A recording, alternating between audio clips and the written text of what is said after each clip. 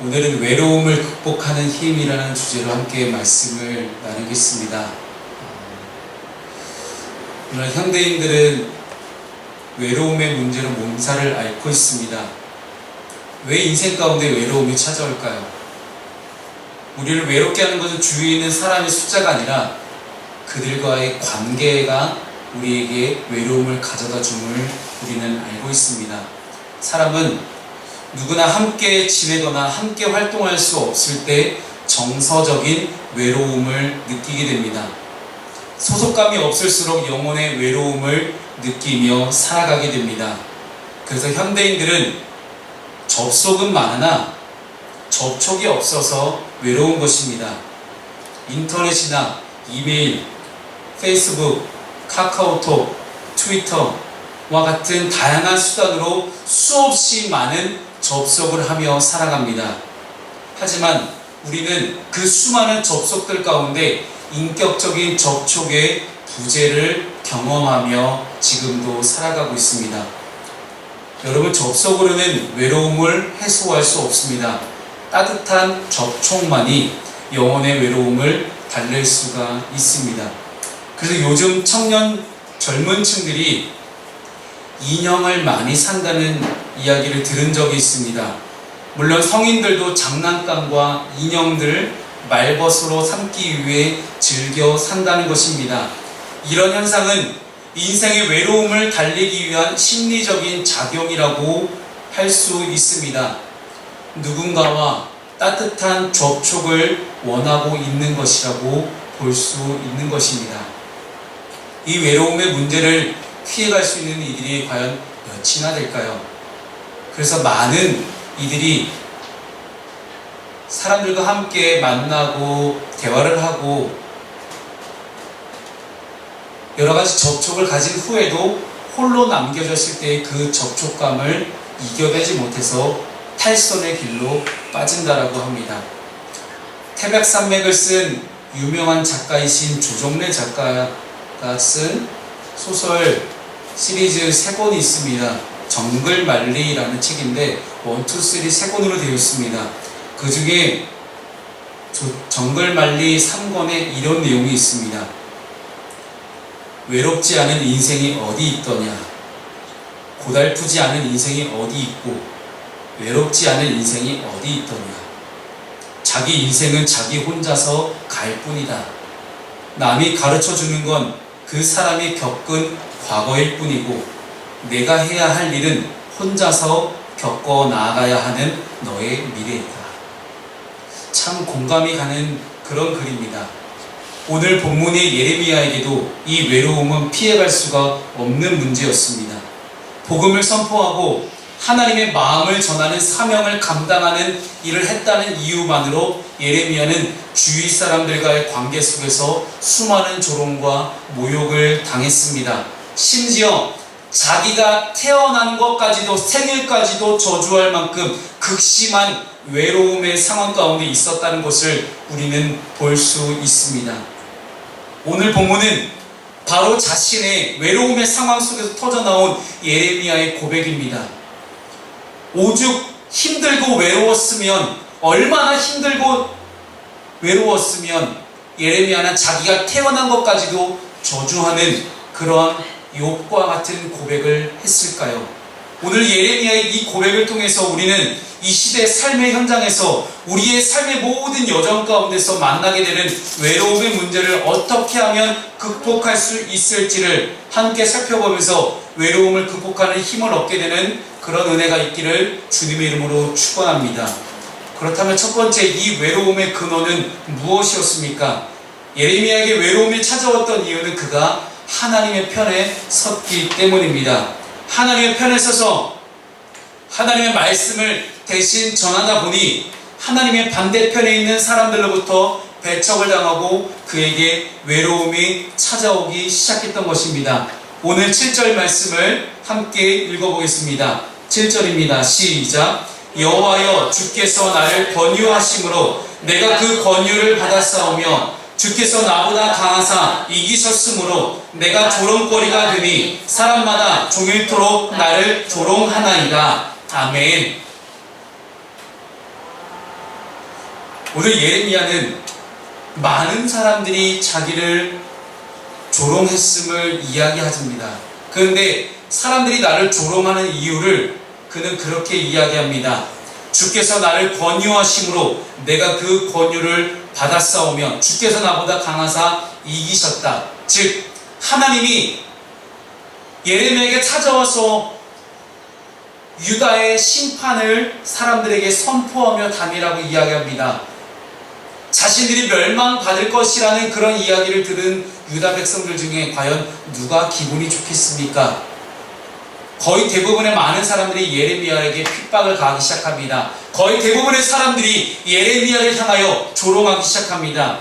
이와 비슷한 사례들이 성경 가운데 많이 나오고 있습니다. 하나님의 편에 서 있으니 하나님의 반대편에 있는 사람들에게 조롱과 모욕과 핍박을 당하는 그런 이야기들입니다.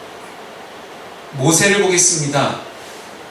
여러분, 이 모세를 생각해 본다면 모세는 이스라엘 백성들을 출애굽시킨 장본인이었습니다. 하지만 모세는 자신의 주변 상황들이 어려워진 수많은 이스라엘 사람들에게 조롱과 모욕과 핍박과 심지어 목숨의 위협까지도 받게 됩니다. 출애굽기 14장 11절 말씀을 함께 읽어보겠습니다. 시작. 그들이 또 모세에게 이르되 애굽에 매장지가 없어서 당신이 우리를 이끌어내어 이 광야에서 죽게 하느냐? 어찌하여 당신이 우리를 애굽에서 이끌어내어 우리에게 이같이 하느냐? 무슨 이야기입니까? 어떻게 당신이 우리를 애굽에서 이끌어내서 우리를 사막에서 죽게 만드느냐? 봐라, 사막을 봐라. 물이 있느냐, 식량이 있느냐, 뭐가 있느냐? 여기 아무것도 없지 않느냐? 여러분, 우리가 하나님의 반대편에 서 있음을 어떻게 구별할 수 있습니까? 내가 먹고 사는 일에, 나 한 몸 잘 먹고 잘 사는 일에 내가 집중하게 되면 그때부터 나는 내가 주인이 되는 삶을 살아갑니다. 내가 하나님 반대편에 서 있는 것을 어떻게 분별할 수 있습니까? 나의 만족과 나의 유익을 위해서 내 욕심을 따라 내가 영광받고 내가 명예롭게 살 것을 내가 고민하고 살아가게 되면 결국 그것은 나를 무너뜨리는 일입니다. 하나님의 반대편에 서 있는 것이지요. 이스라엘 백성들이 모세를 향하여 이렇게 원망하며 돌을 던져 당장 모세를 죽일 것이 덤벼드는 이유는 무엇입니까? 당장 자기들에게 마실 것과 먹을 것이 없었기 때문입니다. 자기들에게 필요한, 자기들에게 만족과 유익을 가져다 줄 수 있는 것이 없다는 이유만으로 하나님의 편에 서 있는 사람을 조롱하고 핍박하고 모욕하고 있는 이스라엘 사람들의 현실입니다. 두 번째 인물을 보겠습니다. 두 번째 인물은 엘리야입니다.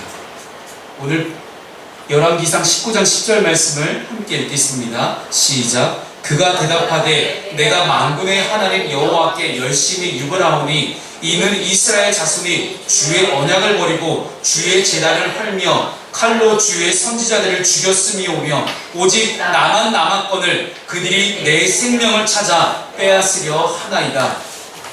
이 엘리야의 고백이 무슨 고백입니까? 엘리야는 그 당시 북이스라엘 다스리던 아합 왕과 왕비 이세벨에게 목숨의 위협을 당하고 있었습니다. 생명의 위협을 겪은 이 엘리야는 내가 하나님께 열심히 유별했다. 즉 내가 하나님 말씀하신 대로 그대로 다 순종하지 않았습니까? 그런데 왜 이스라엘 사람들이 하나님과의 약속을 깨버리고 칼로 주의 선지자들을 다 죽였으며 나만 남았거늘 나 혼자 있으니 난 이제 너무나 외롭고 쓸쓸하고 고통스럽다는 이야기예요. 엘리야는 바알과 아세라를 섬기는 선지자 850명과 갈멜산에서 각자 섬기는 신의 응답을 두고 대결을 펼칩니다. 그 850대 1에서 엘리야는 멋진 승리를 가져옵니다. 하지만 그 멋진 승리 이후에 놀라운 영적 전쟁 속에서의 승리를 거둔 이후에 그 다음에 엘리야가 고백하는 내용이 이런 고백입니다. 엄청난 하나님의 은혜를 받았어요. 이스라엘 사람들 똑같습니다. 출애굽하면서 놀라운 하나님의 은혜와 기적들을 다 체험했음에도 불구하고 당장 자기의 삶에 어려움이 닥치자 그들은 하나님의 편에 서 있는 모세라는 사람을 대적했으며, 엘리야 또한 그렇게 멋진 영적 전쟁을 승리로 이끈 이후에 홀로 남았다는 생각을 하자마자 그는 하나님 앞에 원망하고 있는 것입니다. 보십시오.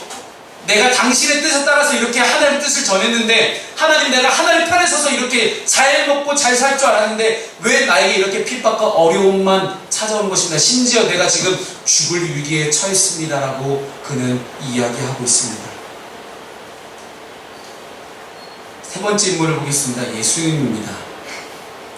말씀 함께 읽겠습니다. 시작. 내가 세상에 화평을 주러 온 줄로 생각하지 마라. 화평이 아니요 검을 주러 왔노라. 아멘.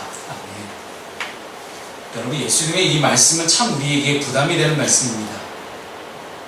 예수 믿는다는 이유만으로 우리는 끝없이 예수 믿지 않은 사람들과 검을 가지고 싸워야 되는 것처럼 그렇게 늘 전쟁 가운데 있어야 한다는 이야기입니다. 이것이 어떻게 가능해집니까? 주님은 우리에게 세상의 빛과 소금이 되라고 말씀하셨습니다. 세상의 빛이 되니 공중 권세 잡은 이 땅을 다스리고 있는 어두운 악한 사단의 영이 끊임없이 우리를 괴롭히려고 합니다. 그러니 어둠 가운데 있는 죄악된 영혼들을 끊임없이 우리를 배척하고 우리의 반대에 서서 우리를 끊임없이 외롭게 만듭니다. 그런데 여러분, 사단이 근본적으로 악한 영들이 우리의 가장 원하는 것은 무엇인지 아십니까? 정확히 사단이 원하는 것은 우리가 하나님의 편에 서서 하나님의 말을 이야기하고 하나님의 일을 하며 하나님의 사역을 감당하는 동안에 더 외로움을 느끼고 더 괴로워하게 되고 하나님을 부정하고 삶을 포기하게 만드는 것입니다. 그렇게 해서 우리가 결국 하나님 편에 서 있다가 하나님 편에 서서 돌아서서 끊임없는 극심한 외로움과 어려움 속에서 마음이 피폐해져서 도저히 어찌할 수 없는 그 상황 가운데 있을 때 하나님 편에 서니 거 봐라. 많은 세상 사람들로부터 이렇게 핍박당하지 않느냐. 하나님 서 있으니 거 봐라. 예수 믿지 않는 사람들이 예수 믿는 사람들에게 찾아서 그렇게 핍박하는 이야기를 보면서 들으면서 나는 저렇게 살지 않을래. 야, 나는 살짝 타협할래 하면서 슬쩍 한 발짝을 세상과 함께 담그는 그 순간부터 우리는 하나님 편부터 조금씩 멀어지기 시작합니다. 그리고 사단은 뒤에서 웃고 있겠죠. 거 봐라. 하나님 편에 서 있는 것이 뭐가 좋으냐. 세상 가운데 그렇게 힘들고 어렵고 외롭게 살아가면서 여러분, 현실은 끊임없이 우리를 어렵게 만들어갑니다. 그 까닭은 어두움은 빛과 함께할 수 없고 그리스도와 벨리알이 어찌 함께할 수 있느냐라고 바울 사도가 이야기했던 것처럼 믿는 자, 예수 그리스도 믿는 자 그리고 믿지 않는 자는 함께 한 공간에서 마음을 나눌 수가 없게 된다는 것입니다. 왠지 아십니까? 그들은 어둠 가운데 있기 때문입니다. 주님은 우리에게 그래서 빛이 되라고 말씀하십니다. 우리가 빛이 되어서 빛은 어둠을 힘들게 몰아내려 하지 않습니다. 그저 빛이 있으면 어둠은 자연스럽게 사라질 뿐입니다. 주님 우리에게 빛이 되라고 말씀하셨습니다. 여러분, 예수 믿을 때 외로울 수 있습니다. 직장에서 나 혼자 예수 믿을 수도 있어요. 하지만 거기서 우리가 빛이 사명을 잘 감당하며 살아갈 때 분명 우리는 외롭습니다. 한 줄기 빛은 왜 한 줄기 빛이라 이야기했을까요? 어둠 가운데 비춰지는 빛은 항상 거의 한 줄기로 쭉 뻗어나가잖아요. 하지만 빛은 어둠을 뚫고 지나가는 습성이 있습니다. 오직 빛 대신 주님과 함께 동행할 때 우리의 외로움 또한 사라질 수 있을 것입니다. 그 빛 대신 주님과 함께 할 수 있는 방법이 우리 주님의 말씀입니다. 하나님의 말씀만이 우리에게 힘이 되는 우리가 기억하길 바랍니다. 9절 말씀을 함께 읽겠습니다. 시작. 내가 다시는 여호와를 선포하지 아니하며 그의 이름으로 말하지 아니하리라 하면 나의 마음이 불붙는 것 같아서 골수에 사무치니 답답하여 견딜 수 없나이다. 아멘. 여러분, 예레미야의 이 고백은 무엇입니까? 내가 다시는 여호와를 선포하지 아니하면 다시는 하나님의 말씀을 내가 예루살렘 성을 돌아다니면서 내가 선포하지 않겠노라고 나는 다짐했습니다. 더 이상 하나님의 일을 내가 감당하지 않겠노라고 선포하고 났더니 나의 마음이 불 붙는 것 같아서 도저히 견딜 수가 없었다는 거예요. 여러분, 이것이 바로 사명자의 모습입니다. 하나님이 나에게 사명을 맡겨주셨을 때는 도저히 그것을 하지 않으면 안 될 것 같은 그러한 불붙는 마음이 우리에게 자리를 잡게 됩니다. 사랑하는 여러분, 물론 우리는 사람들과의 관계 속에서 예레미야처럼 믿는 자답게 살아가다 보니 끊임없는 외로움에 처할 수밖에 없습니다. 그들의 예레미야의 가장 친한 친구들조차도 예레미야가 실족하기를 기다린다고 고백합니다. 나와 상관없는 사람들과의 관계 속에서 겪는 어려움 그러려니 그냥 넘어갈 수 있어요. 하지만 나랑 정말 가까운 이들이 나에게 끊임없이 어려움을 주게 된다면, 참아내기 힘든 고통을 계속해서 가져다 준다면 여러분 얼마나 어렵겠습니까? 지금 예레미야는 그런 고통을 수반한 외로움을 경험하고 있는 상황이라는 것을 들여다볼 때에, 그리고 다시는 하나님의 말씀을 선포하지 않겠노라는 그런 마음을 품는 것이 어찌 보면 당연한 것 아니겠습니까? 하나님이 나에게 맡겨주신 그 사명을 정말 내가 이제는 다시 하기 싫을 정도로 주변 상황이 어려웠을 것입니다. 그런데 오늘 9절 말씀을 보니 하나님의 말씀이 다시 예레미야를 일어서게 만듭니다. 자신을 외롭게 만드는 현실이 답답했던 것이 아니라 하나님의 말씀을 전하지 않고서는 도저히 견딜 수 없는 답답함이 오히려 더 컸다라는 거예요. 주변 상황 속에서 내가 하나님의 사명을 감당하다 보니 많은 사람들이 나를 힘들게 하고 어렵게 만들고 외롭게 만들었던 것이 힘들었던 것이 아니라, 그럼에도 불구하고 내가 이걸 전하지 않으면 못 견디는 그런 마음속의 그 답답함이 예레미야에게는 더 힘들었다고 고백합니다. 여러분, 현실은 비록 외롭고 답답했지만 하나님의 말씀은 다시 한번 예레미야의 가슴을 불타오르게 만듭니다. 다시 한번 복음을 전하는 자로 설 수밖에 없는 그런 힘이 되어준 존재가 바로 하나님의 말씀이었습니다. 오히려 복음을 전하지 않고는 견딜 수 없는 자로 만들었습니다. 이처럼 말씀은 우리를 일으킬 수 있는 힘이 됩니다. 그래서 히브리서 4장 12절 말씀을 우리 함께 읽으면서 이 말씀이 우리에게 어떤 힘을 가져다 주는지를 함께 고백하길 바랍니다. 함께 읽겠습니다. 시작. 하나님의 말씀은 살아있고 활력이 있어 좌우의 날선 어떤 검보다도 예리하여 혼과 영과 및 관절과 골수를 찔러 쪼개기까지 하며 또 마음의 생각과 뜻을 판단하나니. 아멘. 이렇게 말씀이 엄청난 위력이 있습니다. 여러분이 생각하는 그 어떤 것보다도 말씀은 더 강력한 힘이 있습니다.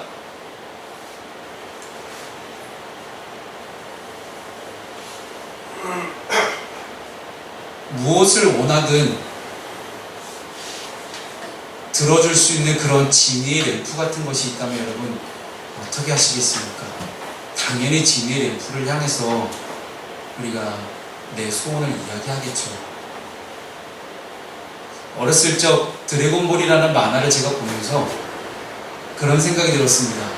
와, 좋겠다. 드래곤볼 7개를 다 모으면요 용신이 나타나요. 그 용신에게 소원을 말하면 소원을 들어줘요. 얼마나 좋을까 싶었어요. 근데 어렸을 때 그 주일학교 선생님이 저한테 그러시는 거예요. 하나님한테 기도하면 다 들어주시더라고요. 그래서 주일학교 교육이 참 중요합니다. 어렸을 때 그때 그렇게 말썽 부르기에 목소리만 더럽게 커갖고 그냥 교회에서 제일 힘들었던 아이가 윤명진이라는 아이였는데, 그 아이가 지금 이렇게 복음을 선포하는 자리에 설 수 있었던 까닭은 어렸을 때 교회에서 우리 주일학교 선생님이 하나님은 다 들어주신다는 얘기, 하나님은 끝까지 너를 사랑하신다는 이야기, 그 이야기를 들었기 때문이에요. 그것이 복음입니다. 그것이 말씀입니다. 그 말씀이 힘이 되어서 지금의 저를 세워줄 수 있는 좋은 밑바탕이 됐습니다. 그리고 내면의 변화까지도 일으키는 놀라운 기적을 일으키기 시작합니다. 사실 저는 원래 중학교 2학년까지 틱장애를 앓던 아이였어요. 눈도 깜빡임이 심했고 말도 더듬는 아이였고 앞에 나가서 뭔가를 까불기만 더럽게 많이 까불지 참 진중함이란 찾아볼 수 없는 그런 아이였습니다. 그런데 어느 순간부터 말씀을 읽기 시작하는데 그 말씀이 제 삶을 변화시키는 것들을 경험하기 시작했습니다. 근데 제 삶을 변화를 시키는 것들이 그 변화는 절대 외적인 변화가 아니었습니다. 이 말씀의 위력은 제 외적인 것들을 모든 조건과 상황과 환경들을 변화시켜 주었던 것이 아니라 그 어떤 상황 가운데서도 견딜 수 있는 내 내면의 힘을 길러주는 그런 위력을 말씀이 가져다 주는 것들을 경험하기 시작했습니다. 늘 눈치를 보고 살았어요. 저는 군생활 할 때까지도 군생활에서도 늘 눈치를 보고 살았습니다. 왜냐하면 자존감이 굉장히 낮은 아이였기 때문이에요. 자존감이 너무 낮아서 늘 열등감과 비교의식과 눈치를 보는 것에 급급하였던 아이였기 때문에 틱장애가 찾아올 수밖에 없었고, 이런 내면의 아픔들을 가지고 있는 상태에서 내가 과연 복음을 전하는 자로 설 수 있을까라는 생각이 들기 시작했습니다. 그래서 저는 군대에 가서 군대 가기 전에 성경을 3번 읽겠노라라고 하나님께 결단했습니다. 그리고 군생활 2년 2개월 동안 성경을 3번을 읽고 나왔습니다. 2년 2개월 동안은 아니었어요. 솔직히 얘기하면 한 1년 반 정도밖에 안 되는 기간이었습니다. 왜냐하면 이병 1병 막내 때는 못 읽어요. 이병 1병 막내 때는 도저히 책을 읽을 수가 없는 그 당시 군의 환경들을 생각해보면 1년 반의 기간 동안 성경을 삼독을 하면서 성경이 눈에 들어오기 시작합니다. 말씀이 그대로 읽혀지기 시작하면서 말씀을 그대로 믿을 수밖에 없는 믿음을 갖게 되기 시작했습니다. 그것이 제 삶을 바꾸기 시작했습니다. 그리고 나서 군대 제대하고 와서 대학생 선교단체에서 훈련을 받으면서 전도하는 것을 배웠어요. 복음을 전하는 것을 배웠고, 복음이 무엇인지에서 명확하게 다시 배우기 시작했고, 그리고 지금 저는 누구보다도 복음을 전하는 자리에 서 있습니다. 여러분, 이런 내면의 변화는 어떻게 일어납니까? 항상 말씀의 힘을 우리가 힘입었을 때 비로소 그런 능력들이 나타나게 됩니다. 여러분, 당장에 말씀을 읽고 나갈 때 여러분에게 어떤 변화가 일어나지 않을 수도 있어요. 하지만 저 마음 깊숙한 곳에서는요, 하나님께서 이제 일하기 시작하십니다. 하나님이 일하기 시작하는 그 순간부터 우리의 내면의 마음이 변화되기 시작합니다. 그런 일들을 경험할 수 있는 여러분 되었으면 좋겠습니다. 마지막으로 3번째는 하나님의 말씀뿐만 아니라 하나님의 위로는 우리에게 정말로 큰 힘이 됩니다. 우리 본문 13절 말씀을 함께 읽겠습니다. 시작. 여호와께 노래하라. 너희는 여호와를 찬양하라. 가난한 자의 생명을 행악자의 손에서 구원하셨음이니라. 아멘. 이 13절을 우리가 함께 읽을 까닭이 있습니다. 그 뒤로 나오는 14절부터 오늘 본문의 마지막 절 18절까지는요, 예레미야가 자기의 생일을 저주하는 모습을 봅니다. 18절 말씀에 보니 어찌하여 내가 태에서 나와서 고생과 슬픔을 보며 나의 나를 부끄러움으로 보내는고 하니라. 무슨 이야기입니까? 예레미야는 차라리 자기가 태어나지 않았으면 좋았을 텐데 왜 태어나서 내가 이렇게 내가 사는 날들을 부끄러움으로 살아가느냐라는 그런 이야기를 하고 있는 거예요. 지금의 상황이 얼마나 힘들고 고통스러웠으면 자기 생일을 저주하는 그런 고백을 할 수밖에 없겠습니까? 차라리 자기가 태어나지 않았더라면 이런 고생과 슬픔을 보지 않았을 것이라고 고백하는 이 예레미야. 심지어 17절 말씀에는요, 어머니의 배가 내 무덤이 되었다는 얼마나 좋았을까. 즉 어머니 배 밖으로 나오지 않고 차라리 배 안에서 죽어버렸으면 좋았을 걸 왜 내가 나와서 지금 이렇게 내가 사람들에게 조롱거리를 당하냐는 거예요. 예레미야가 그 시대에 하나님의 부르심을 따라서 복음을 전하고 사명을 전하는 그 사명이 얼마나 힘들고 외로웠는지를 다시 한번 되돌아볼 수 있는 그런 중요한 대목입니다. 그러나 지금 이 예레미야의 고백은요, 하나님에 대한 원망의 고백이 아니에요. 이렇게 힘들고 외로운 삶의 현장 가운데 있지만 그럼에도 여전히 정말 이 지긋지긋한 정말 외로움과 조롱과 경멸하는 이 상황 속에서 그럼에도 불구하고 지금 나와 함께 하시는 하나님, 그 하나님의 모습을 우리가 보고 있다는 것입니다. 그래서 13절 말씀이 우리에게 주는 중요한 교훈은요, 자신의 생애를 저주하는 사람의 앞에 무엇을 고백합니까? 지금 나를 건지신 하나님을 찬양하는 고백을 이 시간 하고 있는 것입니다. 지금 이 예레미야의 탄식은 하나님에 대한 원망이 아닙니다. 절망할 수밖에 없는 자신을 구원하신 하나님에 대해 고백을 하면서 그 하나님께서 자신을 어떠한 상황 가운데서 건져내셨는지를 이야기하는 것이 14절부터 18절까지의 고백입니다. 그렇습니다, 여러분. 하나님의 위로는 힘이 됩니다.